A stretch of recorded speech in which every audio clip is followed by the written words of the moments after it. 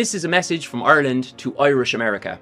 Many Americans are descended from the famine Irish, their ancestors emigrating during the Great Famine of 1845 to 1852, which resulted in 1 million deaths and as many as 2 million emigrating. But the word famine masks a tragic paradox, because this was not some unfortunate natural disaster. In the face of widespread starvation, large quantities of food were exported from this island to Britain, Ireland's colonial ruler at the time. At the height of the famine, food shipments were even accompanied by armed guards. For many, it was coffin ships to the US or a slow death at home.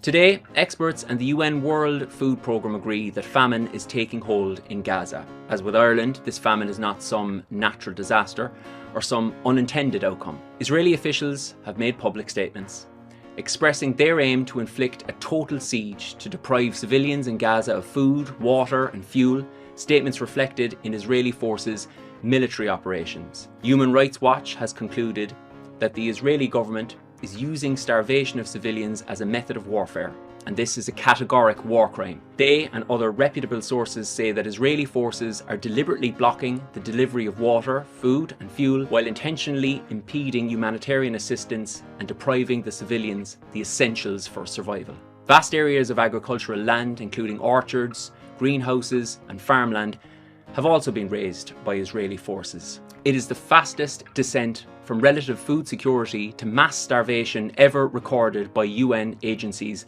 anywhere in the world. So let's be clear. This is 2024 and the famine in Gaza is an intentional war crime against a trapped population. Unlike the Irish, they don't even have the luxury of a coffin ship.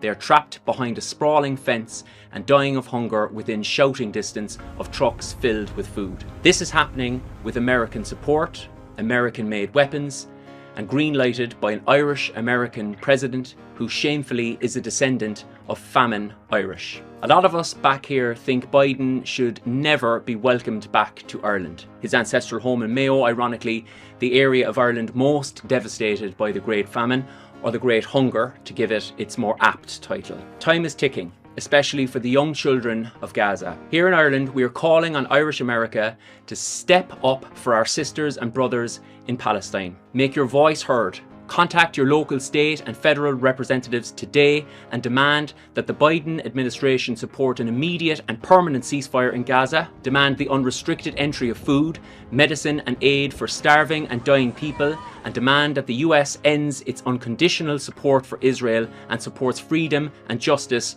for the Palestinian people. Because if you're Irish American and you're not standing up for Palestine right now, you may want to take another look at your history.